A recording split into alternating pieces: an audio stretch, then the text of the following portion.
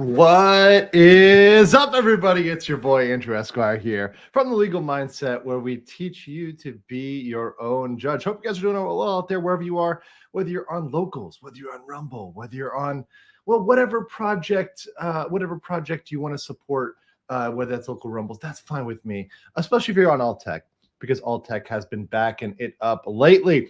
But good to see you guys. I was definitely going to be on time today. Our Hebrew friend is busy grabbing a bagel or two. He's busy at the shop right now, but your boy's gonna hold it down for now and say what's up to everybody in the chat here. Who's here nice and early? Ice Cold Wolf, what's up? Danielle, what's going on? Boomer, Dina, Scholler, how's it going? Coke Fairy, Lele, and let's see what else we got up in here. Mannix, Bifferns, Darth, what's going on? Good. Thank you for stopping in last night and hanging out with me and Max. That was fun. Emerald, good to see you. Good to see you in the chat. Over here on well, people are just getting started on Rumble, so I know that Rumble takes a little longer to get going. And then of course you got the DGens over there in Locals.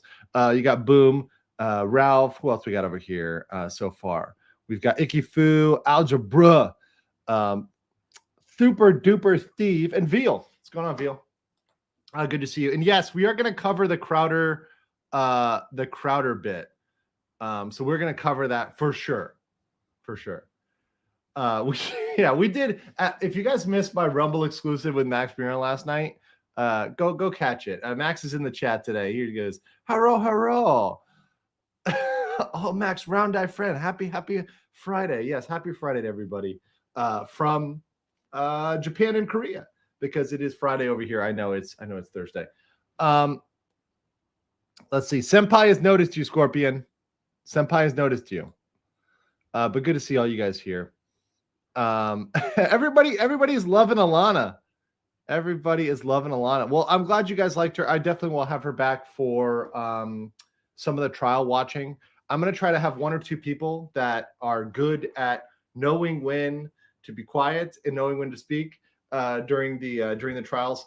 If you guys don't know, as a refresher, we'll be doing Murdaugh next week because the Sarah Boone case got put off till April, and not sure whether the Dumpster Bros is going to be streamed, but regardless, we know Murdaugh is going to be streamed. So Vices and I would be splitting that one. He's typically going to do the first half. I'll do the second half, and we're just going to segue through it like that. And we're probably going to be streaming for the next couple months. But guys, you don't have to fight Andrea versus Alana. You know we can have both. This is the beauty. You can have both. You guys get one-itis for these female attorneys. Like there can be more than one. There can be more than one. Perhaps a harem. I love you guys. Max says Asian's very clear, also kind of sneaky. That's why we get Friday first. Yes, they're very sneaky, but they're not as sneaky as my man Joe Neerman. Yo. How's it going, Joe? Good to see you, brother. Great. How are you? Yeah, no, I'm having a fun time. I always look forward to our conversations because I'm like, I know it's going to be a good conversation. No matter what day it is, doesn't matter what the fucking topic is. It's going to be a good conversation. Like factually, I have absolutely no idea. Other than following the news, I have no idea what you're going to talk about today. Oh, well, we're going to talk about a lot of stuff. Actually, there's a lot of news to talk about. Yes, I want to get your hot takes on these things because I know that you have the hottest of takes. But I want to start about you. In fact, I'm gonna hold on. Let me change my name to we got this correctly here. Okay, now I got it. Joe's Counseling Couch. So so let's just start with you, Joe, because I want you to tell me on the doll where Susan touched you. And why. I just want to hear the story because I've heard bits and pieces, but I want to get it from the horse's mouth. What happened to you with the strike? What were you showing? All I heard was it was a Vice video. Was it pornography? What was it? Before we get into that, I'm just going to say the two people that I think have never gotten a strike that I know that would do what we do are you and Ben Shapiro. I have gotten multiple strikes. In fact, I got a strike. I got a strike very, very recently. I'm just saying. I don't remember those strikes. I don't remember that happening to you. Perhaps there's some sort of connection Yeah. I don't know what's happening with Ben Shapiro that he's protected from on high. I don't know what's on with you. Well, we're going to talk about Ben Shapiro in high. a second, and I guarantee you're going to be simping for Ben Shapiro real quick. But we'll see. But that being said, actually, so my strike. If you want to know about my strike, what I was, because that is what you asked me. I'll redirect us back to your actual question rather than diverting us. So on Sunday night, I was airing a panel discussion that Vice had, debate discussion, which they were like, "What is masculinity?" or "What is a man?" Oh yeah, with the women. The women one? No, it was 8 men. Well, men. Okay, it was 8. It was Sorry. I don't know. It was 7. It was 7 men to be. I'm going to be just and one that may have identified as God knows what, right? And one non-binary in a dress. Yeah. So why is their opinion valid on what is a man? I mean, that was one of the questions I asked. I was like, if you're going to bring in non-binary, so you can bring in a woman also. I mean, I can say what is, you can bring in a woman to talk about what is a man. Well, hold on. So no. Actually, I disagree with that. So if you brought in a group of, so if I said to women, I said, as a guy, I said, here's what a woman is. What would they say, Joe? Oh, they'd be shrieking like, stop mansplaining. Stop. Right. Put your legs closer together and stop mansplaining to me. I don't like your whole widespread stance. I can't as a man define a woman, right? So and let's say I accept that fact. Okay, I can't define a woman. But then by converse equality, right? By principles of equality, they cannot define what a man is, right? Yeah. That's equality. Don't worry, because even the people in pants, several of them seem to not be men either. So, and they were talking about how, masculinity has changed and, we've evolved. Oh, because it changes. Oh, we've evolved. Yeah, we've evolved. Yeah. Mm-hmm. And that one dude in a pink shirt was explaining how he's a former vet and his daughters taught him what it really means to be masculine. Oh, wow. And, I was like, your daughters are the ones who understood masculinity and could walk you through it, because it's so complex. It's so hard to figure out, but your daughter's able to walk you through it. Yeah, the first poll I had during the course of the stream is like, let's bet which one here is the Jack Murphy. And, I think pink shirt, clearly.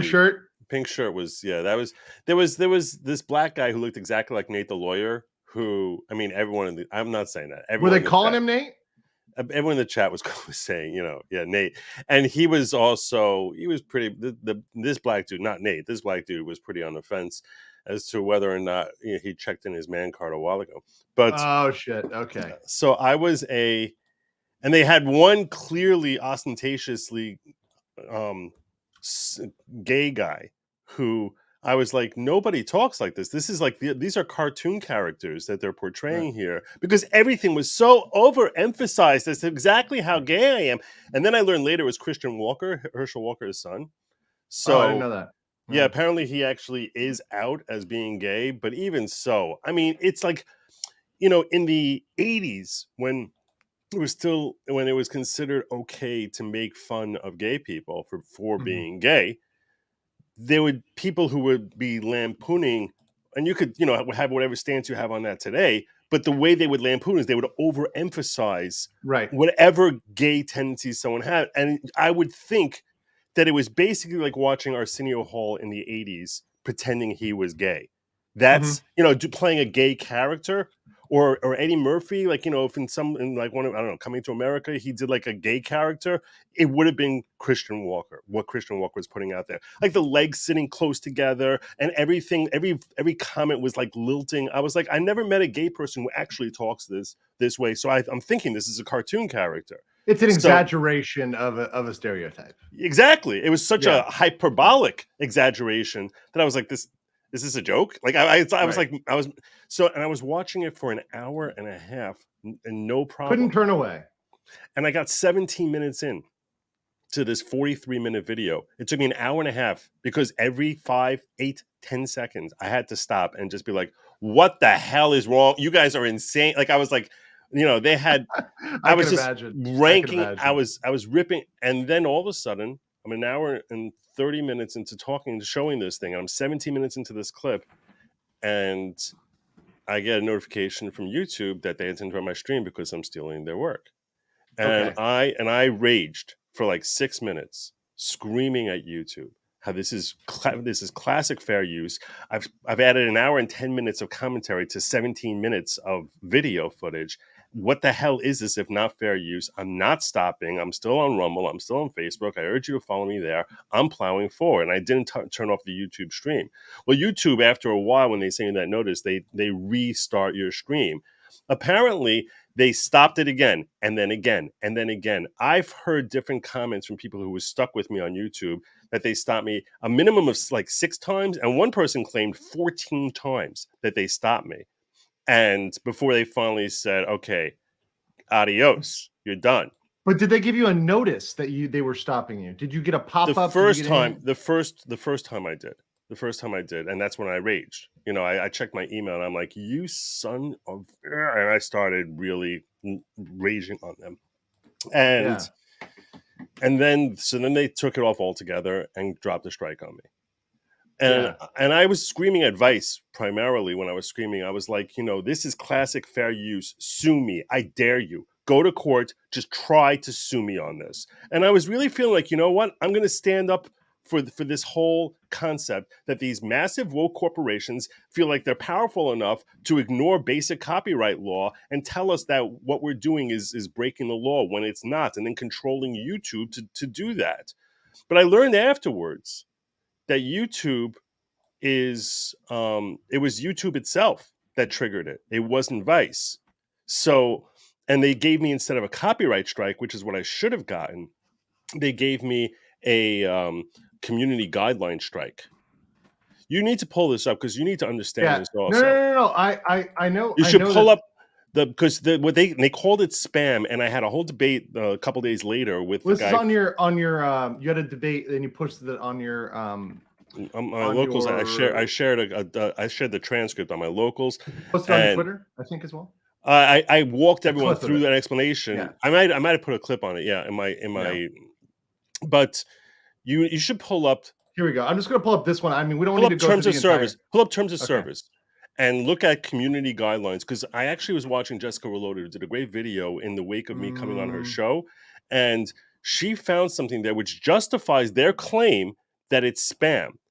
And their position about spam. Let's go procedurally, right? So this is what you saw. This is what you got. I mean, it's what you posted on your Twitter, right? So this is what you got for your appeal, right? So we reviewed your content carefully and confirmed it violates our spam and deceptive practices and scams policy.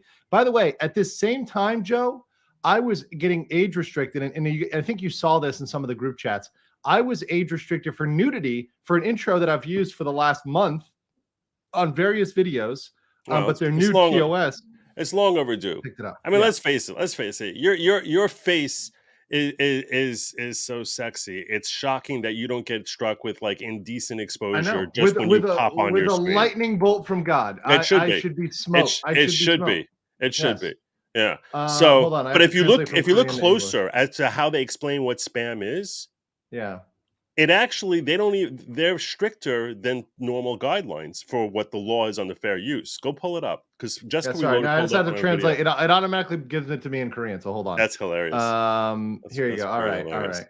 So here we go. Look at their guidelines. The community guidelines, spam deceptive practices. Okay, we're gonna load this here. All right. Now, if you look at what they call spam and you enlarge that.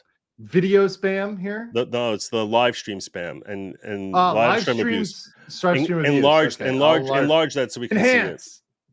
See it. You know, we're fucking. Here we go. All right. So live streams intend to stream content that belongs to somebody else and are not corrected after repeated warnings of possible abuse. Possible abuse. Not that you're actually abusing, but if you get repeated warnings of possible abuse. Right. Not actual abuse, not confirmed abuse. Yeah. So in other words, and your audience needs to understand this. There's a difference. People are confused about fair use and what it actually is. So I want to just clarify. There's a 4-factor test for what qualifies as fair use. And one of the things I learned this week is, and I'll ask you, and not to test you, because I didn't know this beforehand, is fair use is referred to as affirmative defense. Does that mean that that's so would you think that means that you're actually infringing, but it's a valid way of infringing? That's how that's interpreted. That's That how yes. that's how you would think it is. But if Well, you that's actually legally how it's interpreted. I mean, now not under YouTube Lens v. Universal. Lens v. Universal clarified that the language of affirmative defense is only because of the fact that that it's raised on defense. But in actuality, it's not infringement at all. If you bake fair use into the pie, there's never a moment of infringement. So it's not like it becomes a pie and then you defend from that pie being poisonous by saying I have a fair use defense. It's baked into the pie so that there is no infringement, which means that when they're saying their That's in claim that, of but Lens versus Universal is an application of the DCMA. So I think that we're talking about an application of a statute and how they're supposed to apply the statute, not how the law works in terms of its legal functionality. I think it still constitutes what you would call an affirmative defense. Lens versus Universal uses, I'm looking at it right now, uses the defense language, but they say in the application of the DCMA, which is what we're talking about on YouTube, you have to do that first. Right. So in applying the DCMA, because the DCMA is some weird concoction that doesn't work exactly how the law is supposed to work. Right. If they had to go to court, they would have to prove the infringement first. Right. They would have to go to court, prove the infringement. But they could never prove the infringement because that's my point is it's not labeled infringement. That's my point. Right. So what's interesting is it's a very weird type of scenario with the law because they say it is on you the burden is on the defendant to prove that it's fair use rather than the fact that the burden being on the other side to prove it's not fair use. But my point is that YouTube's policy is far more overreaching where someone can be engaging in something that's totally legal. But basically what it implies is if YouTube mistakenly believes, they're wrong in their belief, and they claim that you're now taking someone else's work improperly, once they issue that claim, the onus on you as a content creator is to stop even if YouTube is wrong. That's essentially, which is why if you read it the way that they have it written there, technically their rules are stupid. You and I would agree with that their rules are stupid. Yes. But if you're interested in avoiding a strike, the application of the rules is stupid, right? That the issue is their policy. Their policy is illogical. Right. But once we know that's the policy, I'm telling you as a content creator, you need to be aware that technically, if they were to give you a strike under that, the way they gave me, they don't have to undo it without comporting with their own stupid policy. So they have this stupid policy. It's wrong, the policy. It's much broader than the law actually allows for, but it is their policy. It's their platform. So once they've written that policy in there, they can, if you wanted to sue YouTube for breaching terms of policy, they're not. They just have a ridiculously stupid policy. And you as a content creator, if you want to be here, you have to comply with that. And that's one of the ridiculous things about YouTube. But so I just wanted you to be aware of that because I know sometimes you share stuff and things of that nature. We all share videos. We all do that.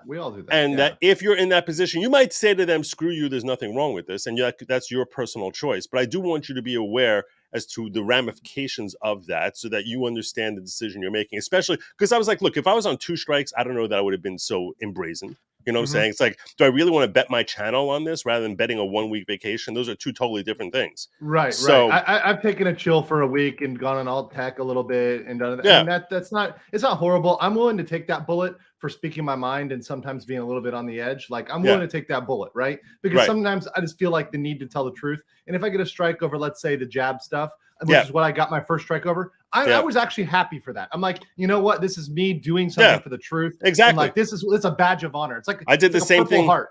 I did the same thing with erections because everybody has the right to erections. Everybody has the right to erect. We have, whether you're circumcised or uncircumcised, Joe stands every man has the right to go into that booth. Joe stands with your erection. Every man has the right to go into that booth every November, every couple of years, and make sure that those erections are finishing properly.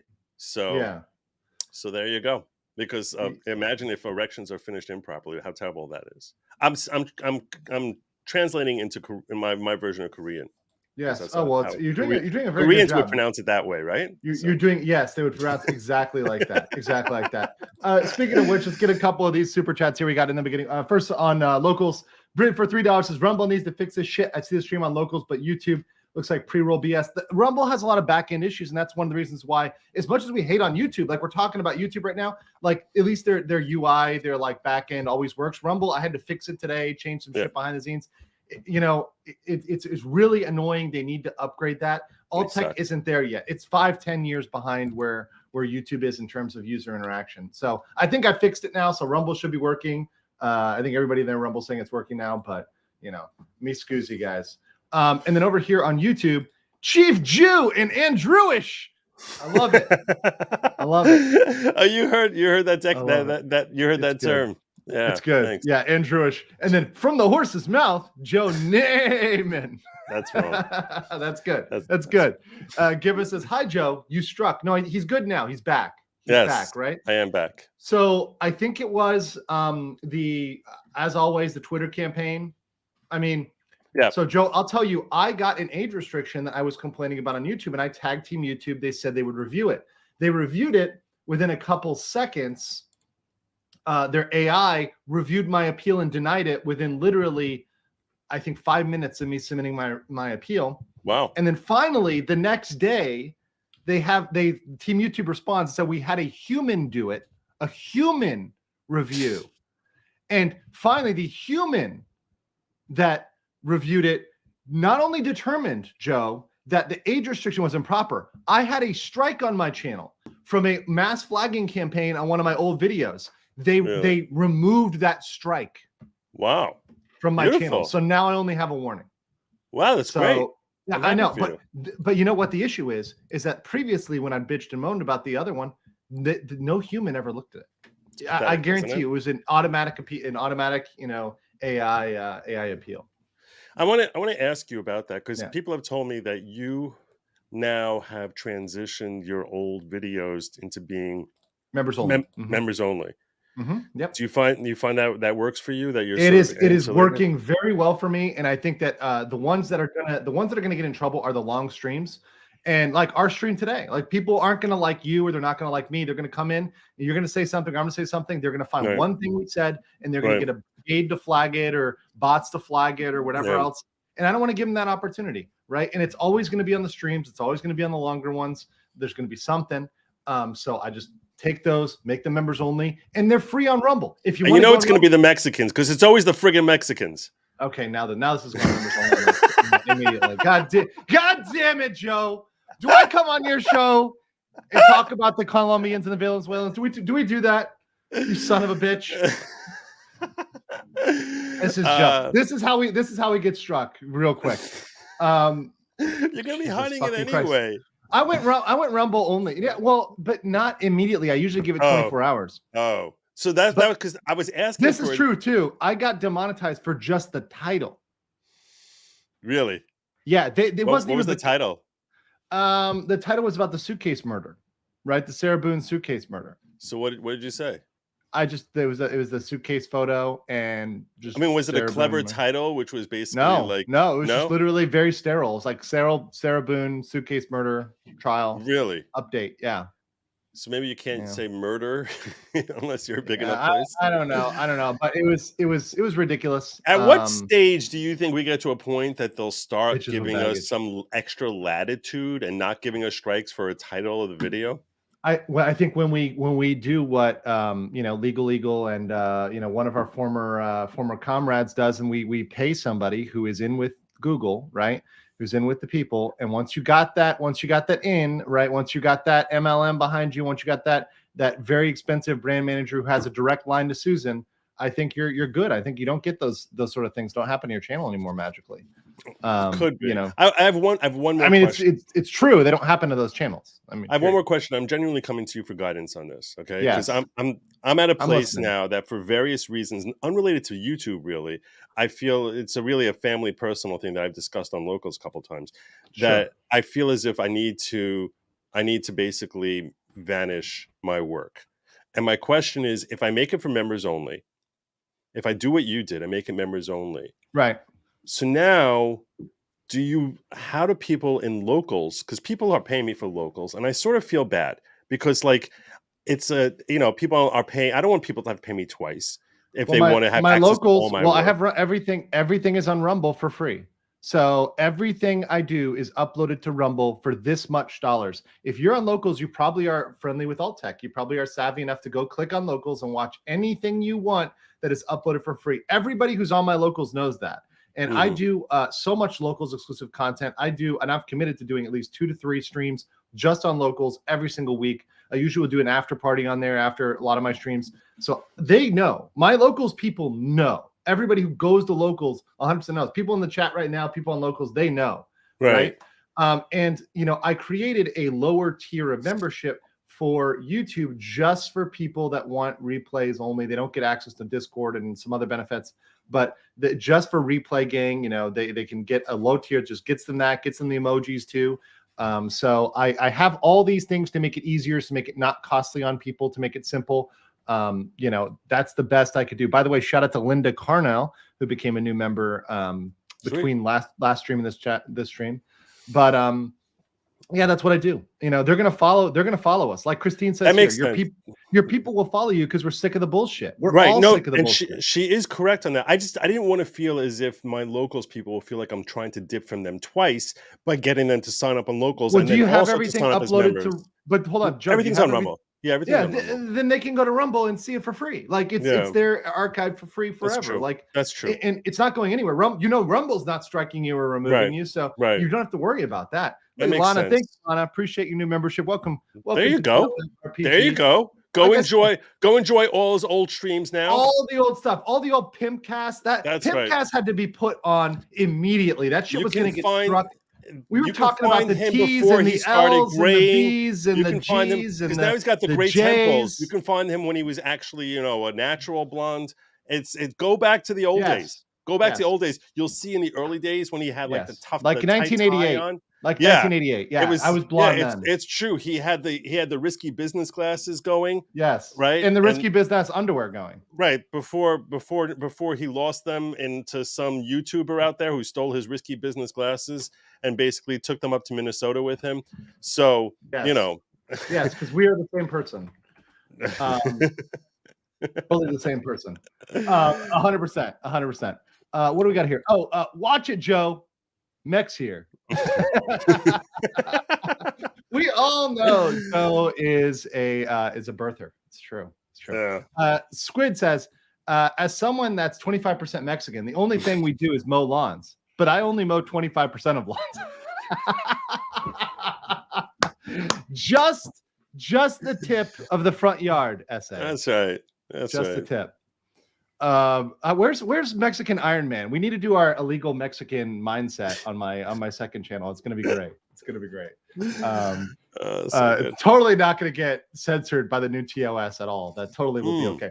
Okay, let's talk about something I want to get into because I mean you're the man of the shekels. I knew this we got to talk about this. I knew this was coming. I plan on doing a deep dive on this on my show tonight. No. Well, I want to get your hot takes, right? So obviously we have this big disagreement between Crowder and between Crowder and the Daily Wire. Your people, Ben Shapiro, whatnot. This is the clause. Now, yes, you can do, and you're going to do a fantastic job doing a deep dive. And I thought about the same thing. I've negotiated contracts, not these type, but similar types of contracts, term sheets. Pull up what I shared here. Okay, you've got something. This is why I was late. Okay. I was busy making this. Okay, yeah, you've got a cool. That's cool my thumbnail that I was in the middle of working on. You're gonna go a deep dive. You're gonna do a deep dive. I got it. I got you. So go to Joe's channel after this and watch the deep dive. But I want your hot take. Okay. Because you're hot, Joe, and people want your hot take on this. Okay. Because I've got some thoughts.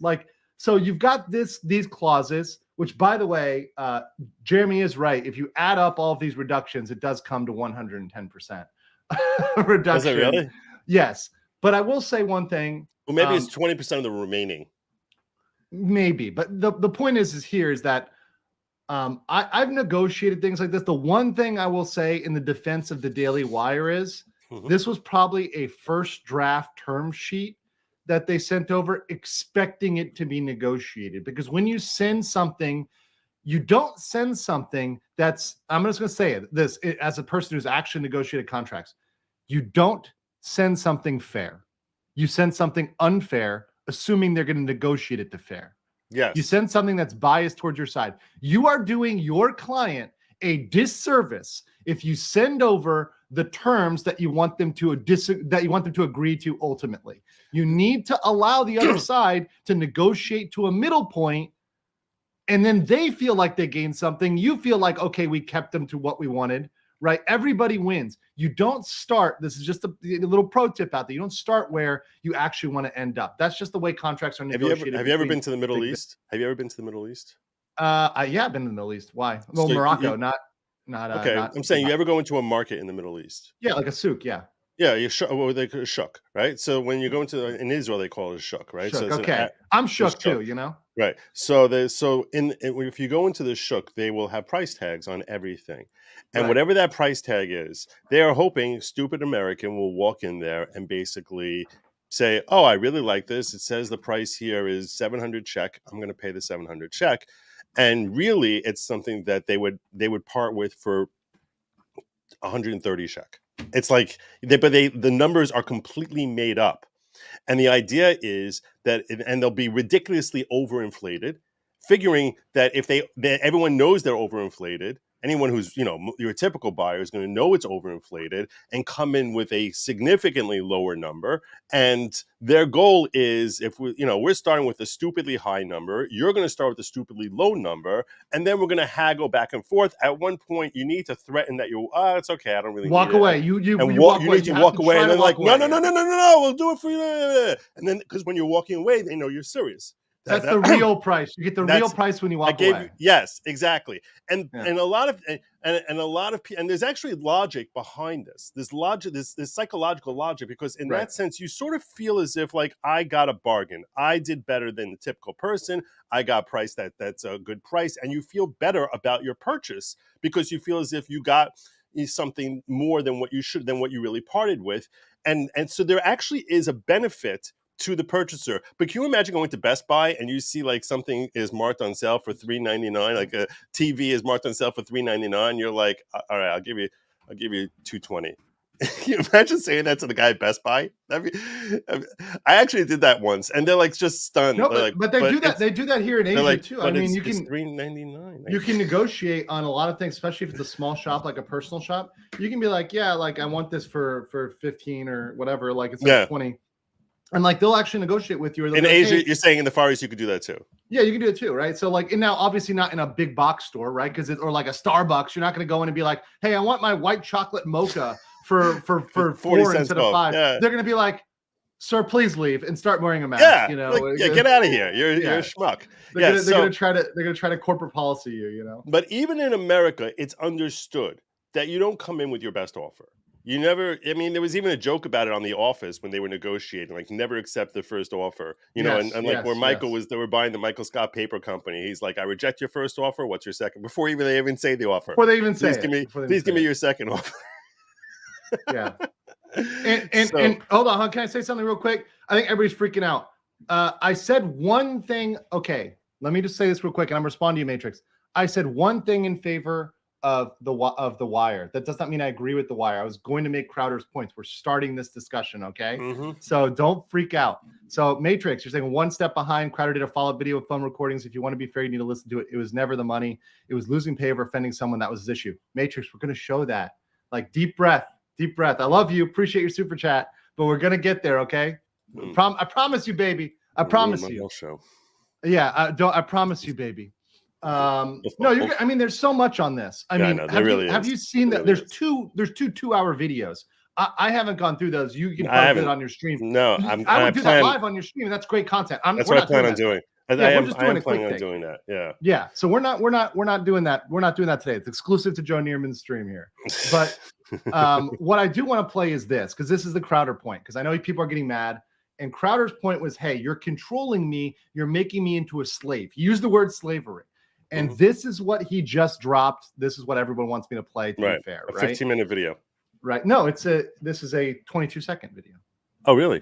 No, I'm just going to play this part. This is all we need to hear, right? Mm-hmm. I think it's... They don't get deals that... They can be wage slaves for a little bit, come over and make a salary and grow their brand. They can be wage slaves for a little bit.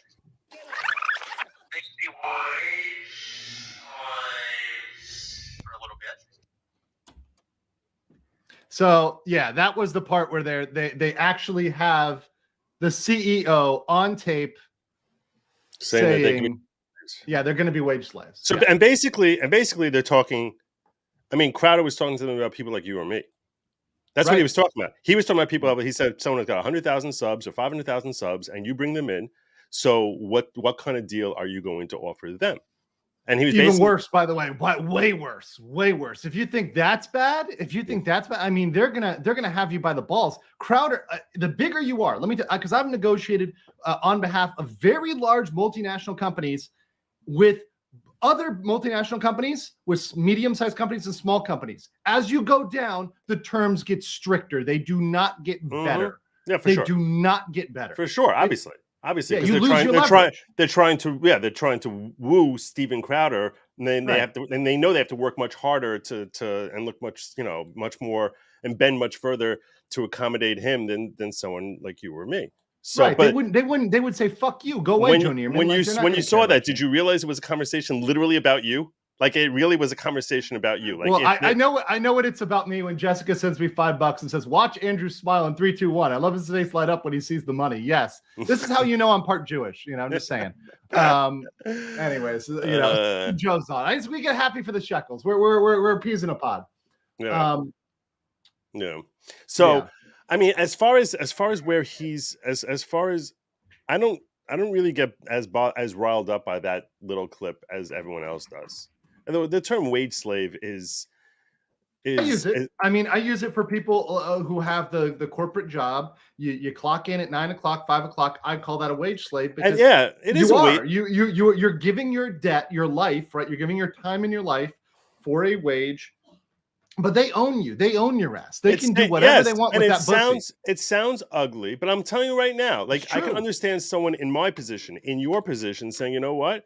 To work for Daily Wire, I would take a wage slave. I would be a wage slave. I can understand someone like you or me saying that and saying, this way I have the security that I know I'm getting X amount of dollars that I can live on while I'm growing my publicity out there. And there's a benefit there. So everyone is, I think a lot of people who are anti-Daily Wire on this are listening to that clip and thinking, aha, got you. You're trying to enslave people. It's like the term wage slave doesn't literally mean slave. It means that you're a slave to your wages and we're going to give you your wages. And it's an opportunity for yourself on a personal level. And at the same time, you're sacrificing that you are basically indebted to your boss. And whatever your boss says, you have to do. If that works for you, I can understand why that would work for some people. And even conservatives, people like you or me, I can understand someone, and I'm not saying I would do that because I do think you need the freedom.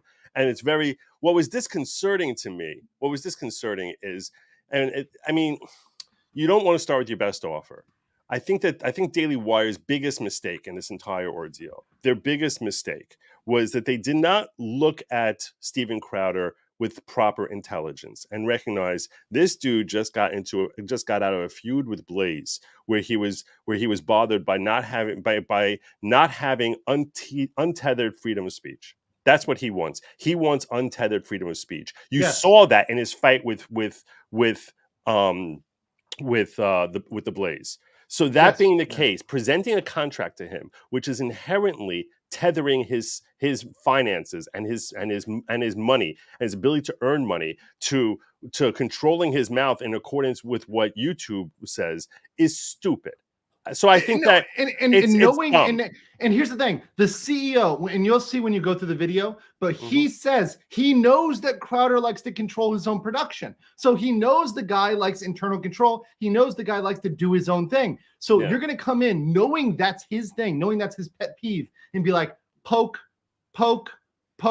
It's dumb. It's dumb. It's dumb as fuck. It's like throwing a rock at a bear. Because when you're coming in there, I agree with everything you said earlier. You never start with your best offer. No, and your goal, and quite the contrary, your goal is to basically try and keep as much for yourself and as little for the other side without being so insulting that the other side walks away. So here's what they could have done. That's the ideal offer. Here's what they could have done. I just want to clarify for the audience. You're right. That when you're presenting an initial offer to someone you're trying to woo, your goal is to keep as much as you can for yourself, as little as possible for the other side, without them walking away. And if you and that's what the offer is going to be. So it's not, you're not expecting it's going to be a final offer. You're not expecting that's what they're going to accept. But if you're stupid in the way you tailor it, that they're obviously going to go away, then you're being antagonistic and hostile and an idiot. So it's a very tough thing. And Daily Wire should have known better, because there's enough publicity about all the hassles that Steven Crowder has been through that they should have known. Anyone with foresight, anyone with the intellect of Ben Shapiro should have realized that this offer was going to piss the hell out of Steven Crowder. Oh, yeah. Anybody who even sort of knew him would have realized that. And here's the thing, Joe. You said it, right? We talked about Middle Eastern markets, right? And by the way, shout out to Britt over here on Rumble, who says, Joe, same thing in Nairobi local markets. I never paid for anything until I walked away at least twice. Here's the thing. What you don't do if you're in the Middle East or wherever else, even over here, you don't make an offer that's going to make them lose face, right? That's going to disrespect them, right? You don't offer them, like, for example, if the item is $100, you don't go 50 cents, right? Because now you're just insulting them. That's pretty much saying fuck you, right? You don't do that. And what they did was say fuck you to Steven Crowder. Like, what is important to you? We don't give a shit about. Here's what they should have done. The terms themselves should have been relatively fair. Just argue over price. If you really want to get down to it, just say, okay, we're going to not ding you for the strikes because we know you're already demonetized on YouTube. So we're just going to take that clause out of there. We're going to not really have that in there. Maybe we'll have something about ads, and like if one of your advertisers decides to pull, then we have to modify. Okay, I can kind of understand that. But anything other than like an individual advertiser, I wouldn't agree with. And even that, it's kind of suspect. The advertiser clause was also kind of bullshit. But that being said, what was the advertiser clause exactly? So there was a clause in there that says that he only has authority to disapprove of 10% of the proposed ads that they bring to him. Only 10%. So they can bring 10 complete bullshit ads. They can be ads for the, AOC's PAC, right? For Pelosi, AOC, fucking Joe Manchin, who just said some bullshit about getting rid of free speech at Davos. Oh yeah, I'll see if I can pull that one up. But a bunch of crazy shit, and he has to pick between 10 cuck choices, right? Between supporting Riminal Order or I don't know, anal beads. It's like, well, if you give me 10 shit choices, it doesn't matter if I can disapprove of 10%. They're all shit choices. So to me, I don't think that's great. I think you need to be able to maintain control over the products you're peddling. And if you can't do that, I'm sorry. I mean, maybe he has to accept 1 out of 10. But the other way around does not work. I just don't think that works. I mean, if somebody told you, it's stupid to say that. It's the whole thing. It doesn't sound. You want to make it more like a partnership. And it's not a partnership agreement, but it should have been more like a partnership. You should have given him enough respect to say, this guy. How many Mug Club followers? How many Mug Club members are there? A shit ton. And he's charging them $100 a year, right? So he's charging them $100 a year, and he has many thousands of these people. So he's already guaranteed many hundreds of thousands of dollars per year. So, and you want to take that money from him and use that to pay him to be your guy. It's kind of, it's when you start looking at that and realize what does he have by joining up with you, and what is he losing by joining up with you versus staying off on his own? Freedom. Yeah, he's becoming an indentured serf. Right. And to say that you know what? And even if they think that someone like you or I, it's appropriate to treat us like a wage slave, which you can argue that potentially yes. Because if all of a sudden you or I were to spend 2 years working for Daily Wire, having ourselves somewhat muzzled, but being exposed to 50 million people, and then developing our own cult following, our own people who believe in us, that could be worthwhile to you say, you know what? I'll take the sure money for 2 years, and I'll go with that, and it's worth it because the exposure is worth money to me. Steven Crowder doesn't need the exposure. He doesn't need any of that. No, he's already the biggest guy on YouTube. His growth, because here's the reality, right? The reality is Crowder's probably near maxed out his growth, right? I mean, he can get a little bigger probably, but his audience, people who are following Crowder, are probably already following Crowder, right? Like they're probably already watching his content, part of Mug Club if you want. I think he's gotten there. He's already gotten the success. So growth is not something that he's going to try to get. When they say he's going to go and grow his brand on us, no, you guys are going to help him fucking grow. Get the hell out of here. What you're supposed to do is help partner with him to make his job easier on the back end, right? And if anything, what they should have realized is that he can start his own Daily Wire. He can go off and literally become a competitor to them.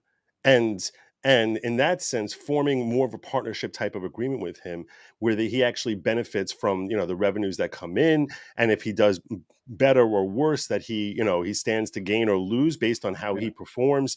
That's a healthier approach, where you can still maintain control over him by having a larger percentage of everything, but basically, form like a new company that is like, you're having a certain level of interest in, and he's having a certain level of interest in, while being salaried, and he has a lot more control over his own freedom of speech, that he can do what he wants with it, where he has the power to, let's say, veto anyone. And now he cares like, I want to maximize our profits because I benefit from that. So I'm definitely not going to be just turning people down for the sake of turning them down and to be a jerk about it. But at the same time, I'm not going, that he's not feeling that he has to compromise, that Ben Shapiro is going to make a decision that he's now forced to live with, even if it's against his principles. That's how you approach this, in a way where you're treating him with respect, and at the same time keeping him from growing into being a competitor and having being an ally instead of a potential enemy. Yeah. And now you've gone and got us into a no true Scotsman scenario. But more importantly, Joe, over here on Rumble, Britt says Joe wants to expose himself to 50 million people. What a perv. Joe, bad Joe. That's not a perv. It's proud. So, also, Britt said earlier, come on, Joe. YouTube is just doing the grand jury thing. They do not have to prove anything. They just have to present the evidence they want to reach a conclusion of let's go to trial. I mean, it kind of is true. And that's the problem with YouTube. And that's why Crowder was so mad about this, because just like Joe and I are dealing with this, Crowder deals with the same bullshit, and they give crap explanations to creators of all levels, whether you're me, whether you're Ricada, who's kind of between, us and Crowder, or Crowder's level. They're giving bullshit. They're giving bullshit explanations. But basically, that's who he was arguing for. He's arguing for everyone between you and me. Between you, me, and Ricada, I'm saying. Between you, me, and Ricada. Like that size, that who you can foresee the Daily Wire might have an interest in saying, you know what, let's... But I'll tell you this. They're trying to be like the conservative Thanos, right? They're trying to like get all the Infinity Stones, right? And I guess they approached Ricada at one point. Did they? And yeah, so apparently someone's saying that when they approached him, it was more like a purchase. I hadn't heard that from the horse's mouth, but I would assume that when they come to, let's say they came to Good Logic or me, they would say, hey, I want to buy you out, right? Like, I want to buy the Good Logic brand. They treat you like you're a soda, and they're the Coca-Cola company. You're Sunkist, right? They want to buy you out, right? So I'll ask you this. Would you ever do something like that? Would I ever be bought out? Yeah. How much money is it? And that's the whole question. Right. The thing is, I mean, I'll tell you. There's a number. There's a number, right? Are they willing to pay the number? Right. Right. But then are they willing to pay the number? Is that number, your number is not going to be 50 million. So my question is, do you think it could be? No, I'm not saying it. No, it could be. Their offer is not going to be 50 million, because that's their offer to Steven Crowder. So but what I'm saying is that I don't think they're going to make the number that I would be happy with, because to be able to see here's the thing, to be able to sign into that, I would have to be able to pretty much delegate everything else, pretty much subcontractor, hire everybody to do everything for me except for speak. Right. Mm-hmm. So like at that point, like if you got that number for me, and also if I know, here's the big thing, if I know that I'm not going to have to agree to advertising something, that's the thing I wouldn't agree to. I would never agree to, for no amount of money, would I agree to shilling a product that I don't believe in or I don't support. That's the one term in that contract that I would say, okay, no, because and also like guaranteeing a baseline of pay. That's the other thing too. If they're able to reduce my income to effectively below zero because I get deplatformed, that's a big no. But I'm saying, could I be in that sort of format where I am purchased by somebody? And if I was able to create my own ads, if I was able to not be completely demonetized, like let's say Rumble said, just like Viva or just like Nick, right? They were essentially, their brands were purchased by Rumble, right? I mean, is that an unfair characterization? I think that's a fair characterization. I mean, but I think that when they were purchased, they were, I believe that, Rumble's whole thing is freedom of speech. If it's not, then there's no point. There's no point to Rumble at all. But to be fair, they have to agree to actually, like you're hoping and relying on them staying that way, which I, by the way, believe they will. because I believe it's in their brand's best interest. Mhm. Like, but technically, if you sign a contract with Rumble and they become woke, well, technically you're still on the, from contract law standpoint, you are still on the hook with them. Well, I mean, the way you can do that is you can say if you ever an opt out in your agreement if you ever affect freedom of speech beyond American law. So, obviously you need to comply with American law. So if you're breaking the law, that would be one thing, but that you should have like an opt out if your speech is limited beyond the limitations of American law. So in that sense, you insulate yourself from some company that today is selling freedom of speech, and you don't know what there may be a year from now. So, Right. because I'll tell you something. I mean, Steven Crowder, to further my point that Steven Crowder is probably considering trying to build something like Daily Wire. He apparently has this thing where he's trying to advertise to bring in smaller creators. Like, I mean, I think it's really aimed at you, legal Andrew. He wants Daily Wire. No, Steven Crowder. Steven Crowder. I don't know if you know Crowder. this. Yeah, Crowder. Someone mentioned to me yesterday in my stream, and I actually just put out a tweet like a half hour before I came on here, and I haven't checked Twitter since then. Where I was like, so where's this advertisement where he says he's going to monetize someone, a smaller creator, and because I would consider applying for something like that, depending on the nature of the terms and stuff like that. To work for Steven Crowder, and he can build his own Daily Wire. And well, I think here's the thing, Joe. I think that people, collaborations and having partnerships that are collaborative, I think that is going to be big. That's going to be huge to surviving, to going on. It's collaborations. But I think we get into trouble, and I see this all the time in the business world, when it's a partnership or when it's like an employee-employer relationship. I think especially as independent-minded people, especially on the right, we're independent-minded. Right. So we want our independence. So it's better for us to be individual, independent contractors that are collaborating on a project. Right. And that way we can, it basically, since it's in sort of an oral perspective here with there's no formalized terms. It's sort of like, as long as this works out that it's mutually beneficial, we'll keep doing it. And the moment it stops, we're done. As soon as it stops being mutually beneficial, which to those of you who are confused, it means both of us feel this is worth our time and investment. Right. And as long as we're doing that, and your like goal, Joe, let's use us, right? This right here. This is a mutually beneficial thing. We have Joe and I for a while now, like almost a year now. We've just said, hey, we like each other, we want to stream, but we don't have a contract saying we agree to do this many days, right? Some weeks I can't do it, some weeks Joe can't do it. It just happens. He wants to do another stream. I have somebody on. It just happens, and we just do it, but we don't get butthurt because it's an oral. Joe and I giving each other an oral is a joke you can clip there. I see you on your clips. Joe and Andrew oral. That's your clip for today. Oral. Yes, Israeli Beach. It happened. Oh my God! I knew you looked familiar. Oh my it's God! All the now. trauma's coming back. I blocked out of my mind. That's why I didn't recognize you at first. I'm like the Ron Jeremy of Lawgic here. Oh, this is horrible. All right. This is horrible. No, or the Don. I should actually say the Don Lemon, but anyways.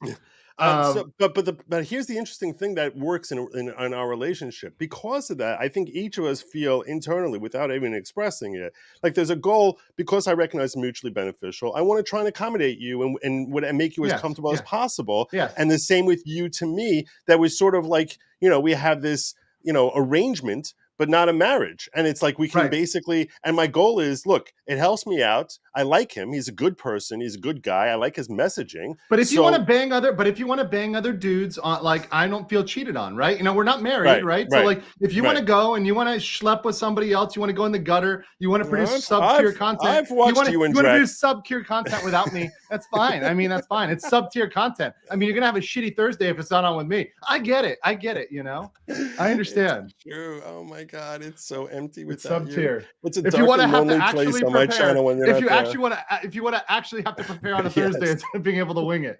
It's true. It's a dark and lonely place. I don't know what to do. Zero other streams do you have able to not prepare at all and just go. Yeah. Oh shit. But that being said, hold on. There's some chats here. Let's get here. Lisa Gordon for Australian 10 said, Louder with Crowder just put a wonderful response, clarified his points brilliantly. All right. And I know that there's a lot of videos on this. I don't want to play 20 minutes of it and steal Joe's thunder. This is another one. I'll just play this one real quick This is a 1-minute clip, so this is not go do what you're gonna do. Don't worry about it. spoiler. Big tech was big con. The people you thought, the people I thought were fighting for you, a lot of it has been a big con. Now, I'm specifically avoiding naming names or going after individuals. Come on, everyone knows who you're talking about. Hold on. Because I genuinely hope that those I'm addressing, and you know who you are, have a change of heart. Don't sign these contracts. I now know what you are signing out there. I have the luxury of not having to. Let me go through this. If any of the major platforms issues a content strike such that Crowder cannot be monetized on such platform, the fee will be reduced by 25%. And then another 20% of it happens on Apple. And then another 10% of it happens on Facebook. And then another 10% of it happens on Spotify. And then if you get a strike, meaning a suspension, another 20%. Just to drive it home. You get hit by a car, you have a sick day, you could lose $100,000 a day. This is what's sent out to everybody. Yeah, and I know this is an older version, but once again, it's hilarious. And I do like the responses. I want to show you this one response. This one's actually hilarious. This is like obviously funny. All right. I'm sure many of you are aware by now that there's a viral video making the rounds accusing us, the Babylon Bee, of being the guy who made the video doesn't refer to us by name. Instead, he calls us Big Con, backhanded reference to our towering stature in the conservative world. You might be surprised to hear this, but we're not offended by that characterization. In fact, we're proud of our dominance. It took a lot of effort, not mine, but effort nonetheless, to get to where we are today. Now you've also seen the response from a little media startup called the Daily Wire, who awkwardly assumed Big Con was a reference to them. I know. I thought that was cute too. Anyway, I just wanted to come on here and set the record straight.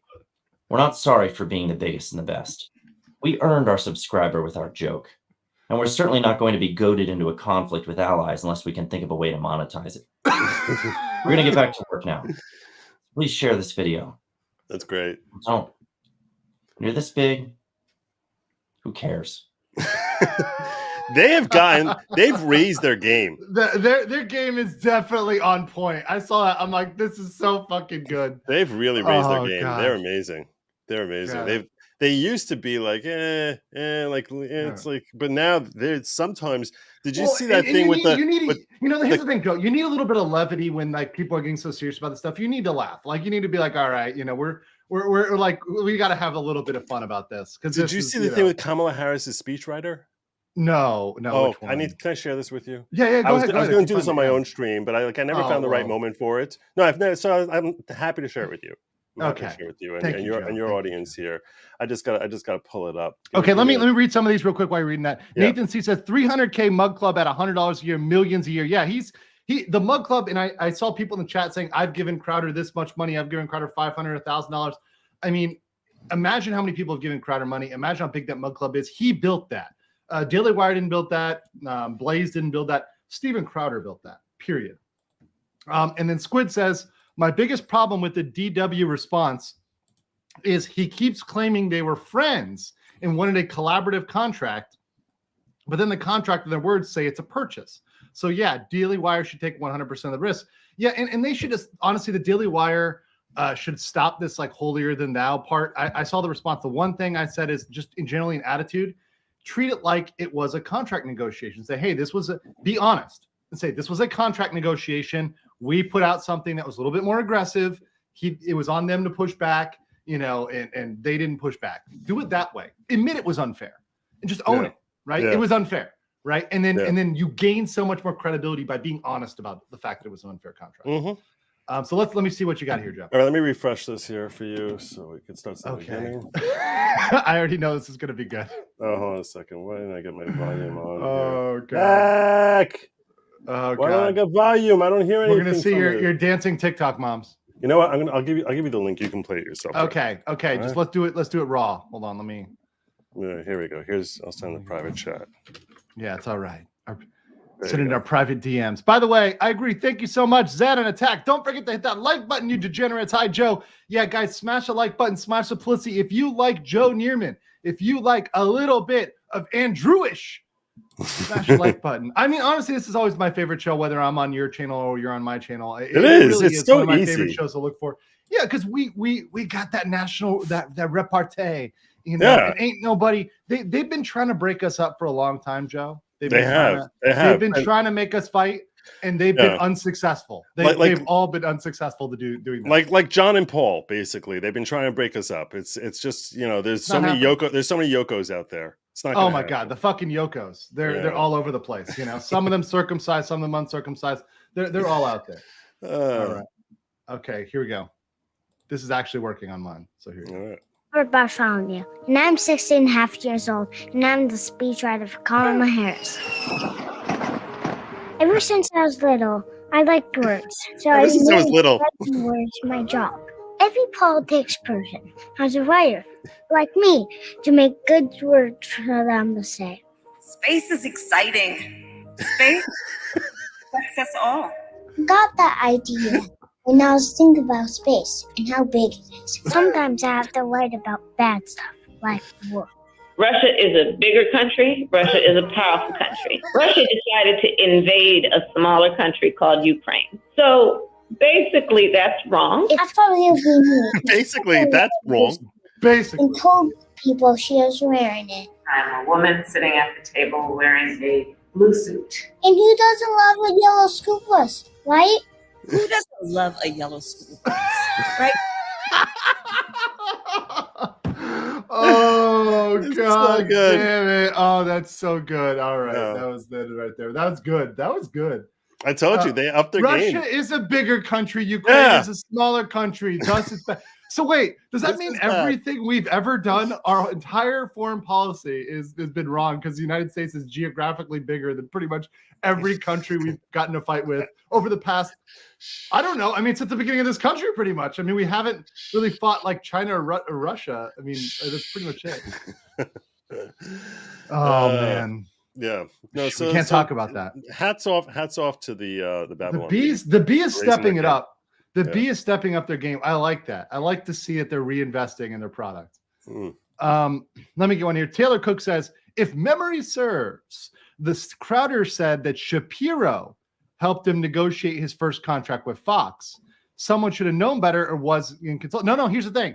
If Shapiro is under contract with Daily Wire, then he can't help him negotiate his contract. You see, you're making a very important distinction. That's a conflict of interest. I think a lot of people here may not be realizing. A lot of people look at Daily Wire as if it is Ben Shapiro. But you're making a very important important distinction here that it's technically not Ben Shapiro, and for all we know, he has like a 0% interest in the company. He's just we don't know what his interest is. He's the face of Daily Wire. His title is editor emeritus, but I don't know what that actually encompasses, right? So that being the case, everyone is saying this is Ben Shapiro. But he really might have had no say in the terms of the contract, in what's being presented or whatever. This was really nothing potentially to do with Ben Shapiro. I didn't realize that. I thought he was known to be the founder or owner or whatever. Right. And I don't know much about, frankly, you guys probably know more about this. I don't know much about Jeremy Boring, right? The guy who's been speaking on behalf of Daily Wire, the other half of the ownership of Daily Wire. I don't know what his interest is. I mean, some people are saying here, says Shapiro owns 60% of Daily Wire. I don't know that. Does he? I mean, I'd have to look at their financials, right? Are they publicly traded? I don't think they're publicly traded, but I have to look at their financials. But I don't know anything about his background. I honestly never heard about him. I think I heard about his razor company, but that's about it. So yeah, Joe is the actual president of Daily Wire. Yes. Joe Neerman is secretly the president. Yes. Joe Neerman definitely controls the media. Crowder has Bill, his Asian lawyer. Yeah, and Bill probably told him not to do it. But also, Bill may not be specialized that way because it seems like, every lawyer, not transactional. He's a litigator, right? He seems like he's done more litigation for Crowder. Mm-hmm. So he probably isn't fantastic at contract negotiation. No offense to him, but I think that was more of Shapiro's specialty. I mean, of course, like any lawyer can look at a contract and generally tell you what's fair and not fair, but it's different if you have somebody who's worked in that industry on that specific type of contract and can say this term, because of whatever, is not standard, is not fair, right? Versus a lawyer who can say, I would look into this, right? Yeah, Because they just don't know. I'm very curious about this now. I'm very curious. Because they say that Jeremy Boring, it was conceived by Ben Shapiro and Jeremy Boring. Yes. And in partnership with Caleb Robinson, the team launched hold on. the initial investment of $4.7 million by Farrick Wilks. In month 14, the company became cash flow positive and has been driven exponential growth with no additional outside capital. Daily ownership is subscription podcasts and video on demand over the top streaming service owned and operated by the Daily Wire LLC. So, but who owns that? Service is an umbrella platform that covers Daily Wire, World of Jordan Peterson, plus PragerU and movies, and coming in 2023, a new kids content offering. But they don't, who owns Daily Wire LLC and what their interest is? I don't know. Well, and I see people here in the chat, like Rain said, it's 50-50. Like, I mean, what we don't know, but for all it knows, Shapiro probably owns a certain percentage of it, right? And Boring probably owns a certain percentage of it, right? Yeah. So it seems like one of them creates more content, right? Obviously, Ben is more of a content creator, and Jeremy's probably the business guy, right? And that's a typical split, right? You got the creative and the business guy. Although, which means, by the way, Shapiro might not have been like involved in that, and they might have specifically carved out in the Daily Wire LLC agreement that the business end of things are going to be handled by Boring and Company, right? And that that Daily Shapiro is exclusively the creative side. And I will say, Shapiro probably does not have the same terms as an owner as Crowder, right? He's probably got free leeway, right, as some sort of owner of the company. Oh yeah, I'm sure he has better terms than what they were offering to. Now I will say this is an interesting comment. So Emirask said on Rumble, it is my understanding he doesn't own Mug Club. Blaze does. I would be surprised by that. However, what might be the case is it might be sort of something similar to what Daily Wire was offering, where during the term of their contract, that's likely they had control over Mug Club, and then after it reverts to him. I think that would make more sense. Yeah.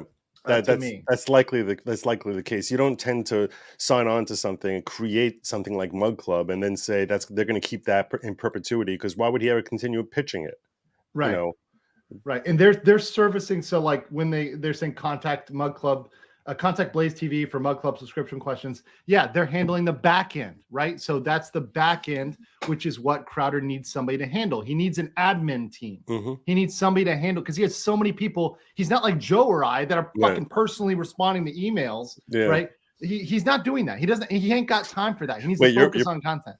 Yeah, I'm thinking I need to start like a Jewish Mug Club. I'll call it like a Jug Club. Jug Club. Giant jugs. Speaking of which, we'll talk about something later. But we all love giant jugs. But let me get this one here. Matrix says, I spoke too soon, but you call me baby. Like now. Stand against the naysayers. People will come and go, but the base stays forever. Some people. That's true. That. Yeah, no, and I try to always make sure that we give back to the base and recognize the base. And when we make decisions as content creators, at least I know for Joe and I can't speak for anybody else, but I think of like, hey, would my core supporters be down for this? I'm not talking about the people that just join for Amber Heard because they like Amber Heard or whatever we're covering of the day, but will the OGs, will the people that I've been with that have started on this channel, that have been around for a while, will those guys understand? Will they be okay with this? I don't just make the decision for myself. I make it for the community, right? Is this the best move for the community? So that's something I always think of. And I know Joe does the same thing. Right. I mean, I know you wouldn't do something the majority of your audience would say no to. Yeah, no, I agree. I agree with you that I mean, it's sort of what we're kind of pitching here is that there's a certain mindset to where we're coming from. You call it legal mindset. Well, you call your channel legal mindset, but it's really more MAGA mindset, and with a legal angle on it. And it's, and this is part of the reason why you and I get along so famously, is because we sort of have the same approach to our respective channels, where it's like, look, I'm going to cover law topics and break that down for you, but there is a political perspective which we both embrace on an individual level that that expresses itself on our channel. Well, So, we're seeing that right now, and we're going to go into some of the Davos stuff in a second here, but this is not something, the law is not something that exists in a vacuum, and you understand that on your channel, that there are cultural elements of this, there's business elements, there's political elements of this, so you can't just say, oh yeah, you know, we're just going to look at the law, and that's fine. If you think the Kyle Rittenhouse case, which we both come up during, was purely legal, you are mentally challenged, right? You're literally not paying attention. If you think it doesn't matter that, you know, politicians are making statements, that people are saying, that mainstream media is saying blacks were shot during this, that the 3 black men were shot, that there were state lines crossed. If you think that doesn't matter, you're missing the point, right? Yep. You're grossly missing the point here. Yep. Let's see. Taylor Cook says, not for Crowder. Shapiro could have been an asset for Daily Wire to help Boring understand Crowder's temperament, or Shapiro could have been cut out because of history. It's possible. It is possible. It's possible. There's a lot of vitriol being directed specifically at Ben Shapiro, and I think it's possible. I think, you know, we can give him the benefit of the doubt if you're so inclined, and I'm not going to kid you. I am inclined to try and give individuals the benefit of the doubt that, you know, his hand here is somewhat limited. Until I know that Ben Shapiro was reading the contract, I got to understand that, like, they pay lawyers for that shit. Yes, yeah. Ben Shapiro's a lawyer, but that doesn't mean he works on every single Daily Wire contract. I don't believe that. Now, is he responsible? Here's the one thing, though. If he owns a stake in the company, he is responsible for fixing the problem after it started.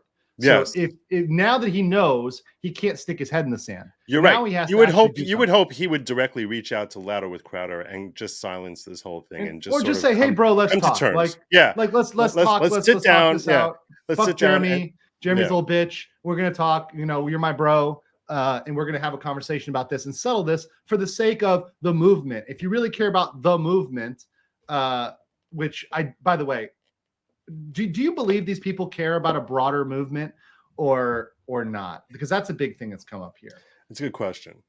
I mean, it's easy for Steven Crowder to record a phone call where he's basically making it all about the movement. And I'm not accusing him of being insincere. No one should mistakenly think that I'm saying, oh, he's full of hot garbage.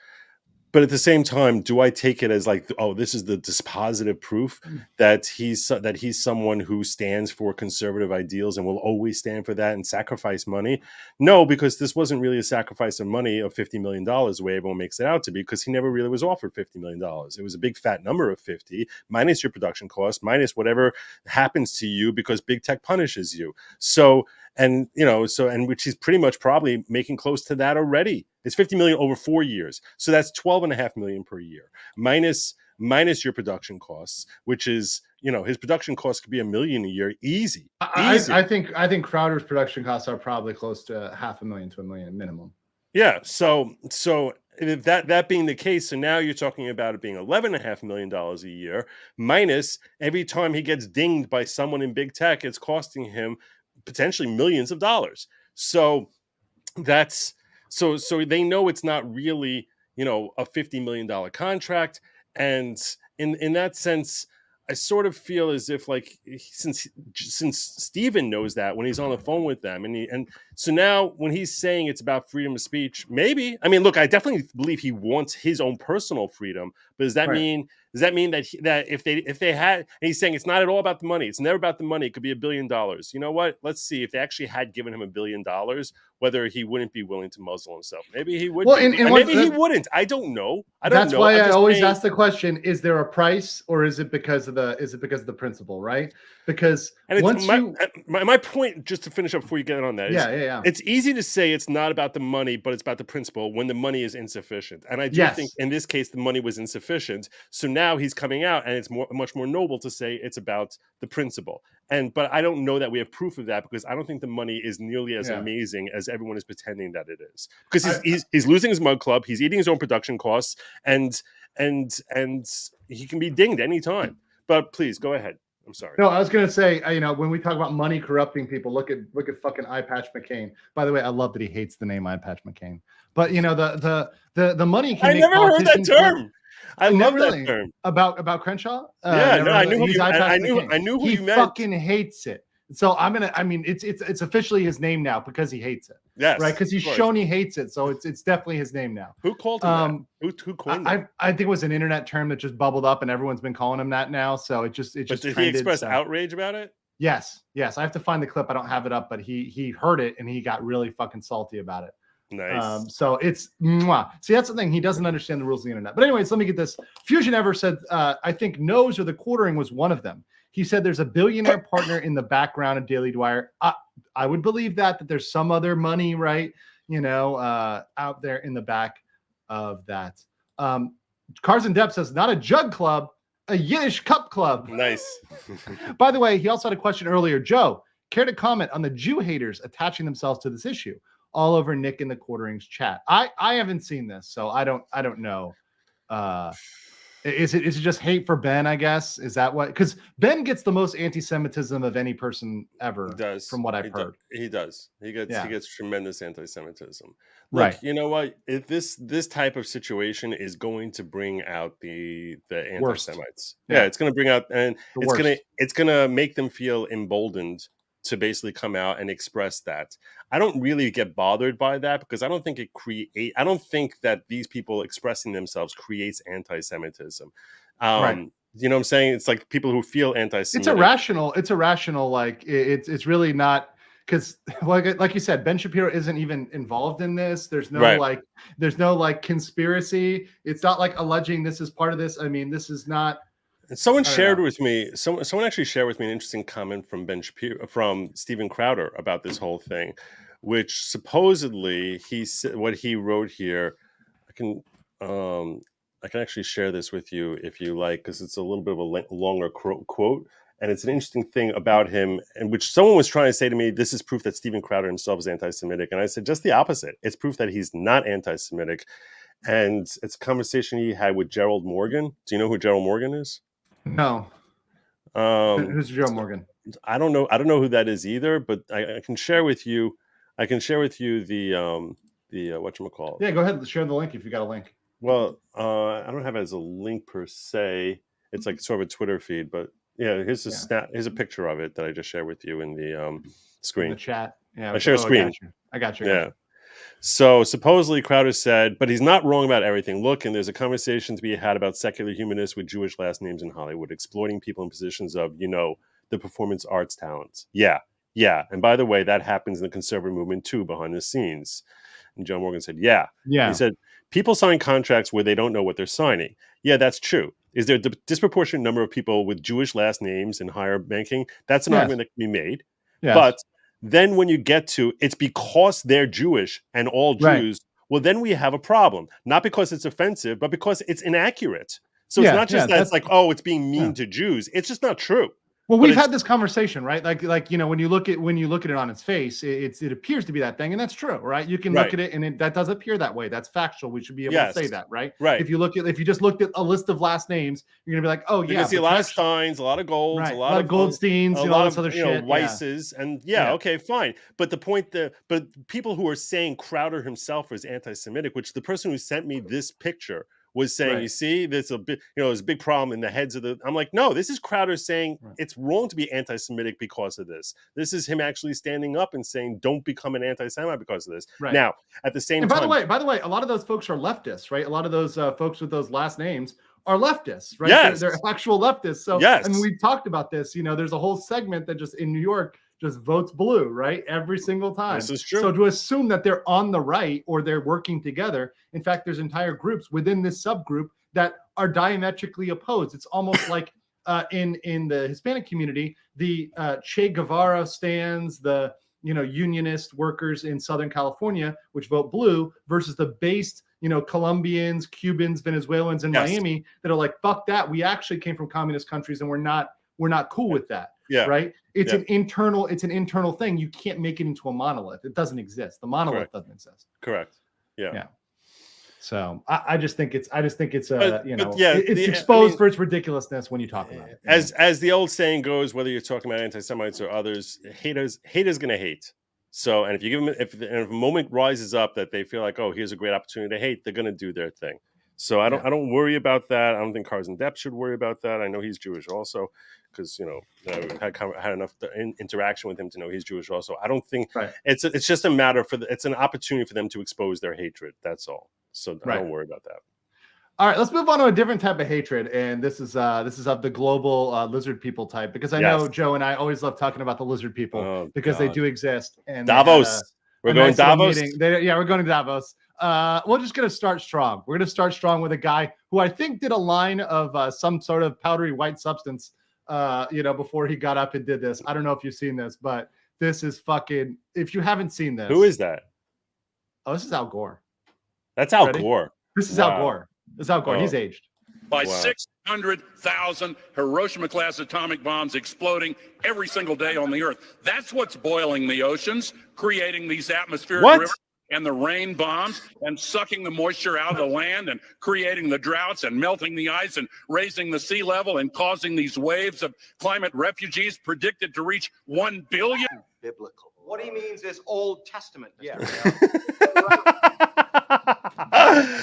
Coming down from the skies. Rivers. This is great. 40 years of darkness, earthquakes, volcanoes, the dead rising from the grave, human sacrifice, dogs and cats living together, hysteria. I think it's a sign from God, but don't quote me on that. I mean, it's so almost extraterrestrial. By 600. What are they talking about? 600,000 atomic bombs in the ocean? That's the amount of pollution. So he's talking about climate change and pollution. The fact we haven't, according to him, we haven't moved on climate change. We're doing nothing right. And our pollution is equal to 6,000 Hiroshima bombs going off every single day. I'm not sure he understands that. I don't know how you can question. I don't know how you could ever question any factual statement made by the father of the internet. I mean, he has absolutely no financial incentive to at all keep pushing these issues, decades later. There's Dennis no Miller. Have. I think No rest his soul. Is Dennis Miller still alive? Do you know if Dennis Miller is still alive? I would have to Google that. Let me Google that real quick. I haven't heard from him in a while. I don't know whether he's alive or not. Apparently he's alive. He's alive. Yeah, because he's brilliant, and he basically made the point 20 years ago that Al Gore drives a Hummer. So he's constantly complaining about the environment, and he drives a Hummer. That means, which is like you could not get a larger carbon emitting vehicle if you were like basically ordered, and that that's it. That's the carbon emitting. Yeah. So he's either a liar or he's a monster. Either he's a liar, doesn't believe anything he's saying, or he's a monster, he doesn't care about it. He believes it, and he's a monster and doesn't care about the impact. But there's only one or two things. Al Gore is either a flat out liar or he's a monster. Yeah, well, here's the thing. All of these people, what do they own, Joe? Nancy Pelosi, Al Gore, all these people, they own beachfront property. Right? Why would they own beachfront property with zero climate change insurance, zero mitigation of that? Why would they own that if they believe it's actually going to happen? Yeah. Why would they do that? Why would they be in areas that are in clear flood zones for climate change? Everyone knows it's bogus because, as you just pointed out, by the way, there's no such thing as insurance from climate change. You would have, and the insurance companies, the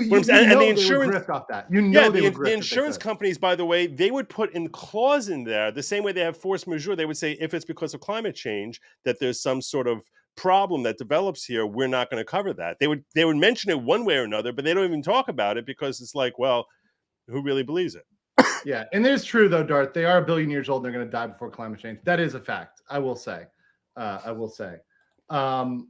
Man, Bear Pig. Yes, I do remember Bear. But we're also supposed to be underwater by now.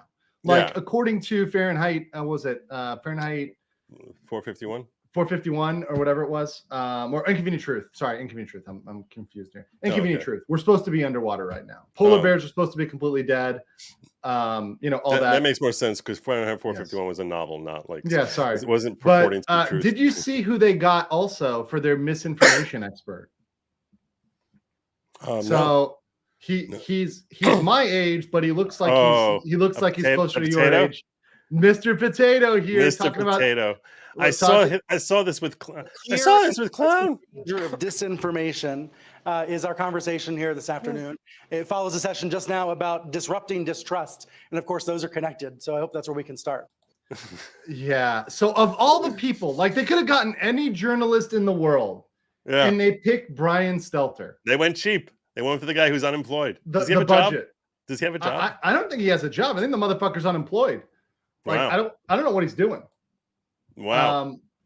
Yeah. They could have gotten that congressman. What was his name? Adam Kinzinger. They could have gotten him also down there to talk about how dangerous climate change is. That even Republicans know how dangerous climate change is. So.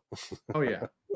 I think that like the one thing, and I can't find the clip, but there was actually Joe Manchin who got up there and talked about the fact that free speech is a problem in the United States, and it's a problem in his words because it incentivized the far left and the far right. So we need to have speech laws in the United States. So the one thing that's concerning to me is the swing votes are going to go towards suppression of free speech. Any human who believes that we need to adjust our speech has an evil purpose behind it.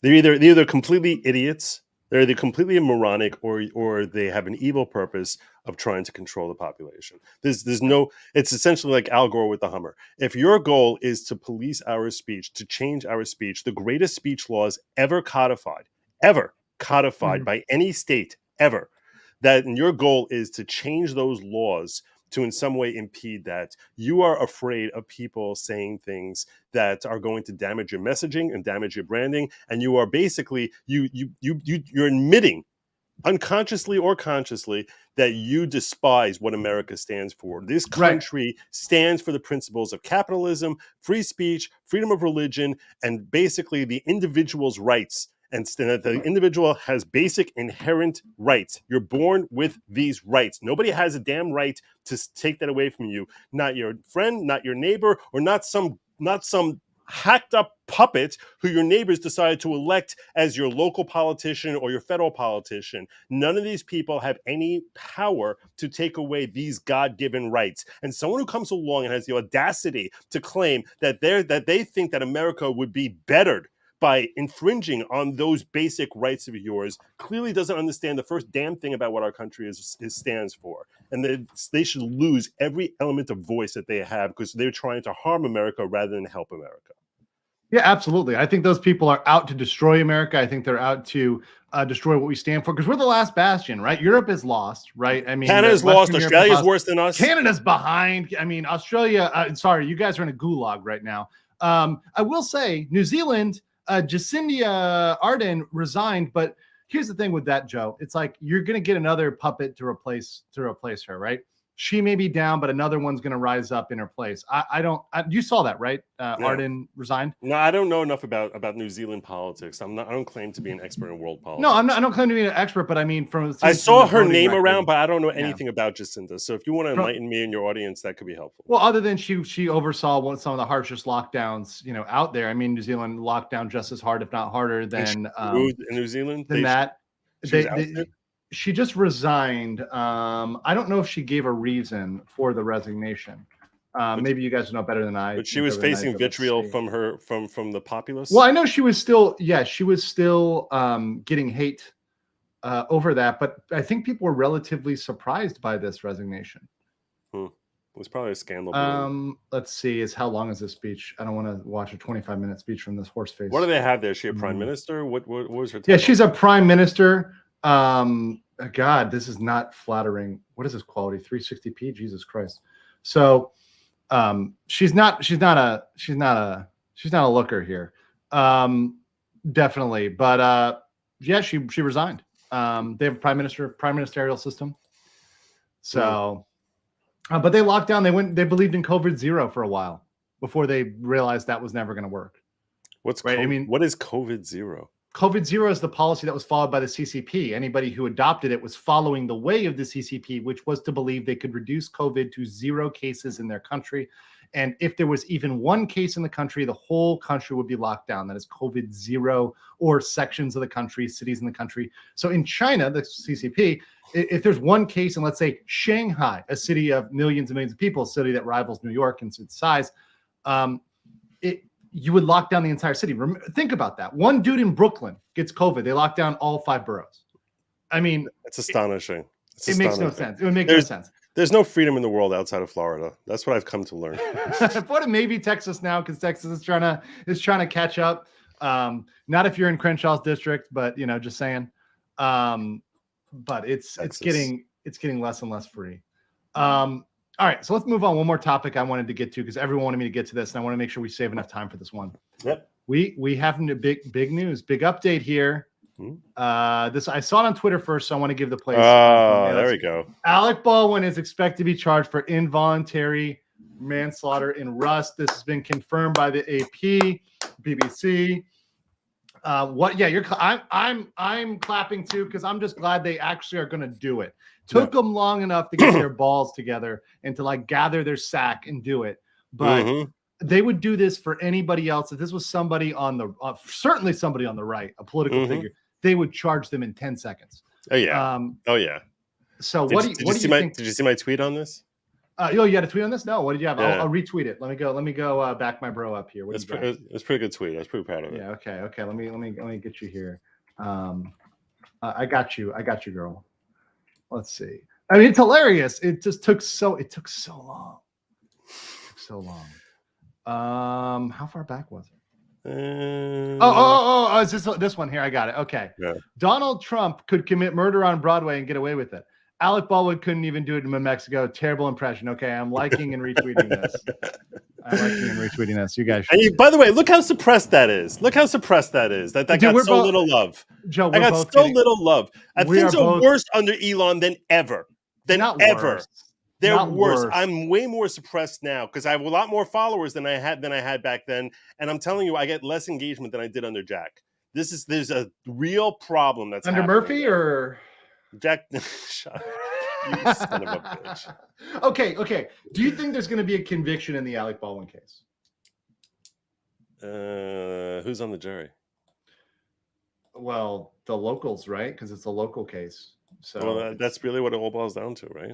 I mean, right. How left is that jury?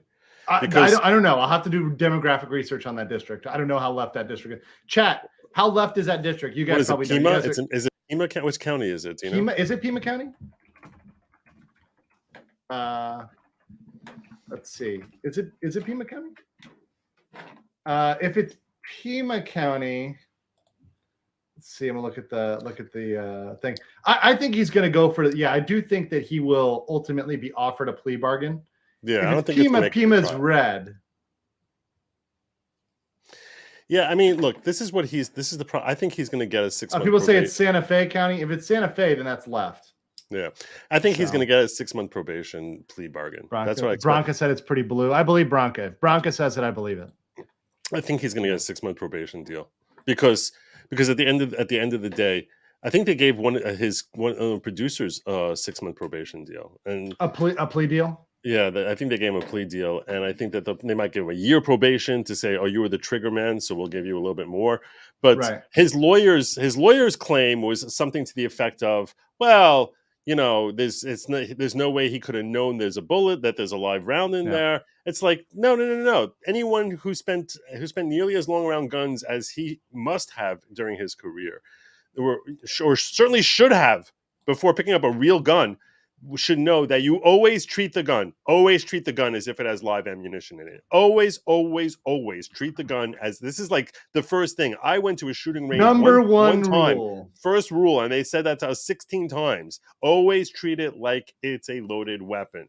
So for him to say there's no way for him to know, that's ridiculous. Then you tack onto that he's a producer of a movie that within the preceding 2 weeks had multiple complaints and walkouts about the lack of safety and the fact that there were specifically live rounds on set. And to say that there's no way for him to know is asinine for his lawyer to even make that claim. It's like that. If I was the DA, that would tick me off even more. You're making a public statement pretending that there's no way you should have known. That is asinine. That is really, really asinine. You can go out there, make a public statement, and say we'll beat these charges. He's innocent, and that's it. But to start taking it a step further, saying there's no way for him to know when everyone knows that there was and there was the Clooney interview, and there was everything. I mean, everybody who's in the industry knows that. Everybody's used a gun knows that. It doesn't matter if it's it's not his first rodeo. He's done it before. Come on, yeah, he's been in the business for 40 years. He's gonna take that fucking plea. By the way, sorry, I missed some memes on Locals, guys. I want to show these real quick because you guys put in some work. Do it. The WEF, World Economic Forum, takes a toll on your soul. Young Jacindia, that is a hell of a transformation. Sucking the life out of her. Literally sucking the life out of her. Literally, like her life force is being degenerated, drawn from her. Yeah, if you were making a movie about someone's life being sucked from them, they made a deal with the devil, and over time, their soul is slowly being sucked away. You just look at these 4 pictures here. My God, crazy. Also, this one is just good. This was good. I am not going to read it, but there you go. Also, this is a great one for buy and sell. Their corporate needs you to find the difference between these pictures. It's the same picture. I love the people on Locals. Appreciate you guys over there on Locals. Legalmindset.locals.com. You guys fucking crack me up. But I mean, Alec Baldwin, I think you're right. He will get a plea deal. Did Hannah get a plea deal already? The armorer? No, I think she's also charged. She's going to be charged, I believe. I think she and Alec are supposed to be charged together. But there was a third person who was like a co-producer, or I think who struck a plea deal of 6 months. I read that earlier today when I found some post about it. So, I think. Here you go. Sorry, here you go. More recently, film director Randall Miller pleaded guilty to involuntary manslaughter and criminal trespassing in the death of assistant camera operator Sarah Jones, who was hit by a train in the 2014 filming of Midnight Rider. The production didn't have permission to be on the train tracks. He served. Oh, I thought it was the same case. No, different case. So I think they're saying that they're generally light. The sentencing for this is generally light. They, and for The Crow, when Brandon Lee famously was shot, they didn't end up going through with the charges on that one. So the charges are generally light for people in the industry. And let's be fair and be honest. The rich and the powerful always get different deals than you and me. Isn't it weird? I mean, you brought up Brandon Lee, so I didn't even know that you heard of him. I thought that you were. No, I've seen the movie. I've seen The Crow. Yeah, I've seen. I mean, it was a phenomenal movie. It was a great movie. Great movie. Fantastic movie. It doesn't rain all the time. So, isn't it weird how Bruce Lee and his son Brandon basically had such mysterious deaths? Like, to this day, we don't know really how Bruce Lee died, and Brandon Lee, like his weird death. Do you believe in curses? Do you believe that there's such a thing? I don't believe in curses, but I do believe that is a very. I think you put families can have something like risk. They're not risk adverse, right? They're open to risk, right? There's in fact, it's even hard coded into our DNA. A certain percentage of people are antisocial, so they'll be out there exploring. They'll be out there taking risks. They'll be out there doing the risky things, so that society can advance. Because you need the people to take risks so that the society as a whole will advance. You need a certain amount of people that are safe, producing children, stable, right? But you need the risk takers. But that's a very small sliver of humanity. So you don't think the Kennedy family is cursed? No, I believe they're just corrupt. So I mean that's more of the issue there. There actually is a legendary story that was told to me as a child. It's told to Jews about the Kennedy family being cursed. It's a Jewish story. It is a Jewish. You realize this is going to spawn some anti-Semitism, right? It may. I don't know. Okay, let's go ahead. Just tell you the origin. It shouldn't. The Catholics aren't going to like it. The origin of the story is that supposedly that Roosevelt was considering bombing the tracks that led to the concentration camps, and that he was talked out of it by Joe Kennedy. Really? Yeah, and that because of that, there was a curse that was put on his family, where his children would have bizarre deaths, and then. Because he basically he showed such insensitivity to human life that he was like, no, we're not going to bother bombing these tracks, and who cares, if there's Jews being marched to the slaughter. So it's do you actually believe that first of all, do you believe in World War II that was a thing? Do you believe that was the thing? That there was a Holocaust, pretty much. Yeah. No, there was a Holocaust. That they were actually going to. You from pissing an anti-Semitic? No. That they were actually planning to bomb the tracks that they knew led the specific tracks that led to the camps. I don't know. I mean, I don't know why they wouldn't bomb their tracks in general. Because like once you're bombing, why would you enable them to just move freely around their own country? I mean, train was the most important means for them to move men around and you'd always try to do that. Back in the Civil War, they were targeting train tracks. It's something you do, right? But the precision of World War II bombing was so bad. That's why they would just dump like a mass of bombs and say, okay, generally it's going to hit in this area. To be able to hit tracks that are like yay wide, right? It is pretty difficult, right? You got to dump a lot of volume of bombs on that area to hit those tracks specifically. Yeah. So, I mean, look, I'll tell you this much: we have seen some weird stories with the Kennedys. I mean, between JFK and RFK, and I mean, there's just been a lot of tragedy that's followed that family. So, I don't know. Yeah. I don't know. But yeah, so that's why when I saw Bruce Lee and Brandon Lee, I was basically, when you mentioned that, it just spawned that idea in my head, like maybe there's some curse on the family. But I like your explanation there. That was very. Yeah. Did you read that somewhere? Or you just came up with that, just like that. Which one about the tracks? That some people are adventurous and like that. That's a. Oh no, I read that. I read that in books. Actually, there's a genetic thing about, I forget what it was. It's like the predisposure to the antisocial sentiment. That's actually something hard coded in people. To be antisocial, right? To have those traits, kind of like the dark triad traits, like those are also associated with folks that they're necessary for the type of person that goes out there alone and explores. But that was necessary for small tribes, for humanity, for thousands of years, right? It's only in the modern era. The trailblazer. It's only in the modern era where the trailblazing doesn't really exist anymore that these things become more problematic. Right, when there's no trails to blaze, right? We don't really have any trails to blaze, except for maybe space. But you can't just go out that direction. You're saying that genetically, our species sort of puts out there something that encodes a certain percentage of people to like be trailblazers in order to better the society at large. It's the outliers, right? So it's like the outliers that are said, hey, we need people to go out there. We need you not to stay home. We need you not to just stay in the cave. We need you to go find a new cave, right? Somebody's got to find the new cave.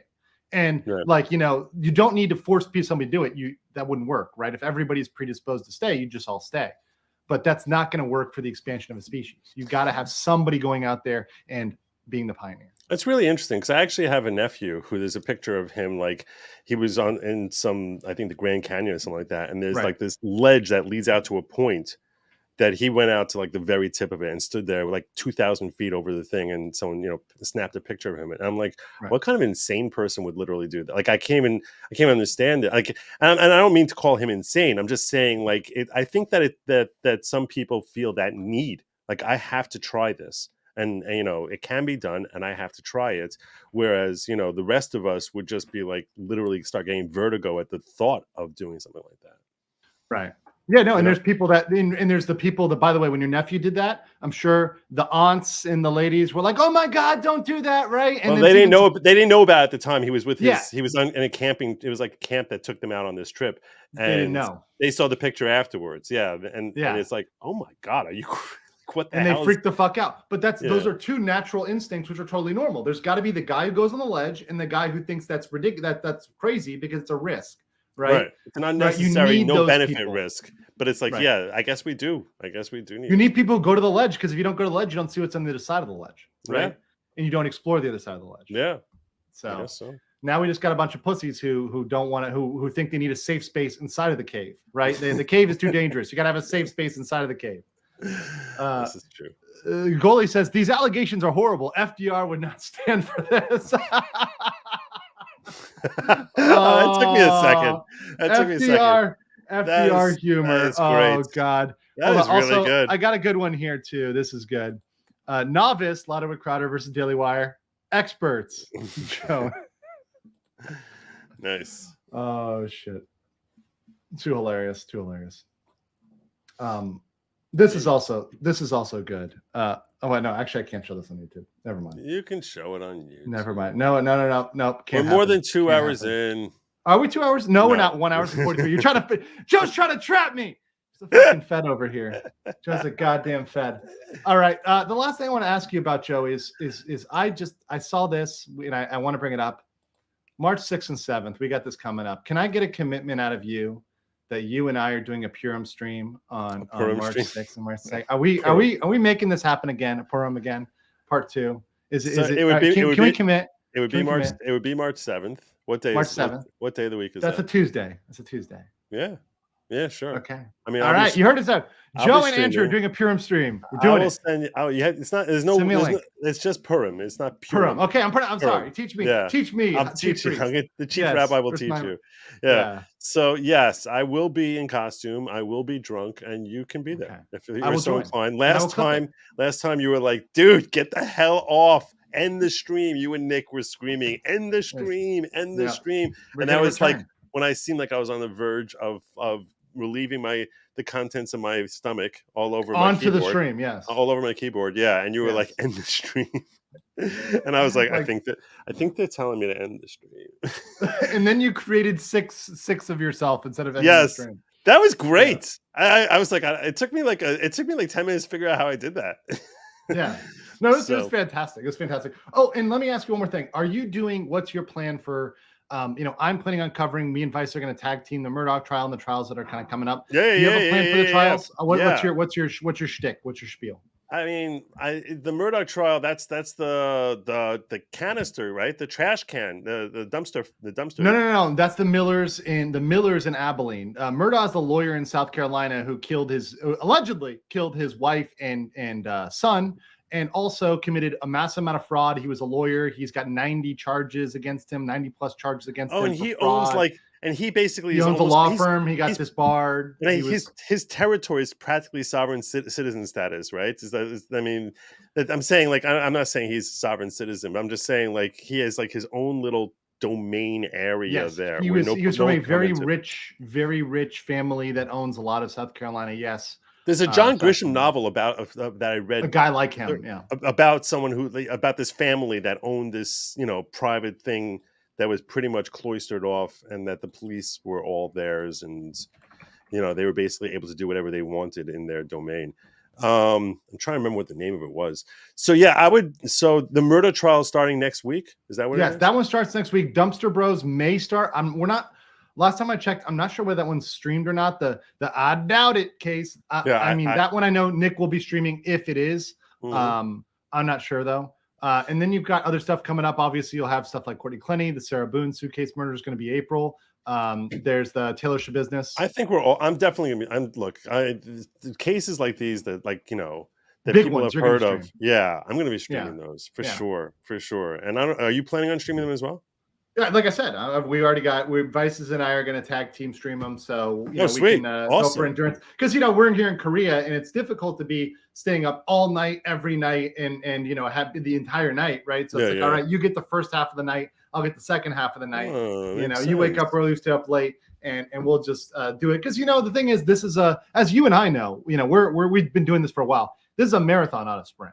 Yes. Right. If you burn yourself out. And I see a lot of people doing that. They get frustrated. They burn themselves out.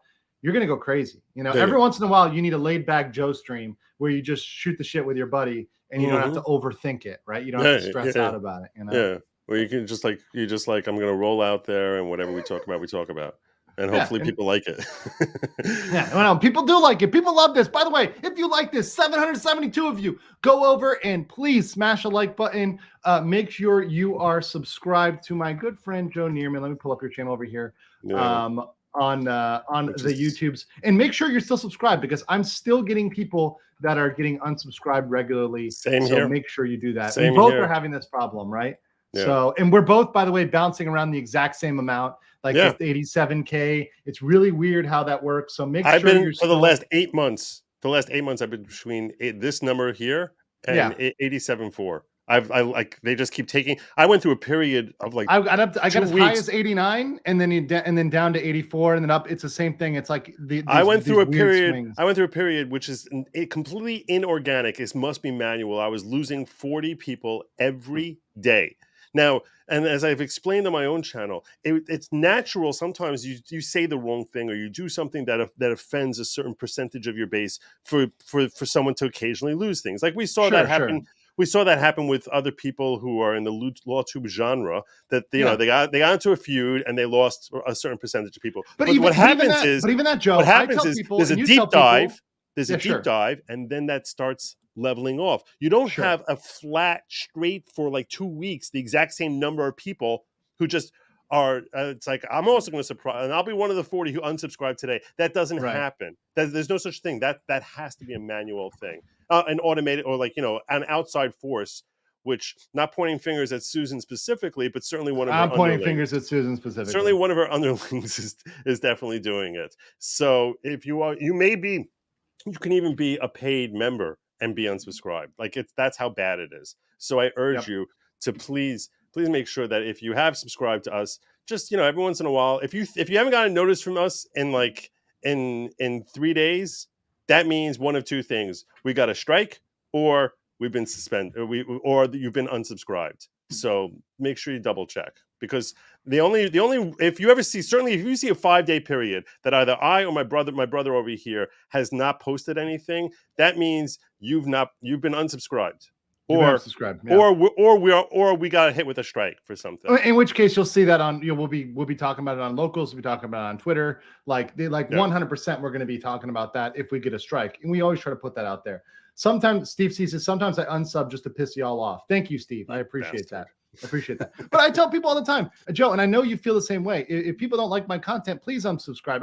I want people who like my content to be subscribed, because I want to know that my followers are here because they like my message, they like what we're talking about, they like this community, not just because they're hanging on for Amber Heard or they're hanging on for when I cover the Idaho murders now. So you don't want Alexandria Calabos subscribing to you?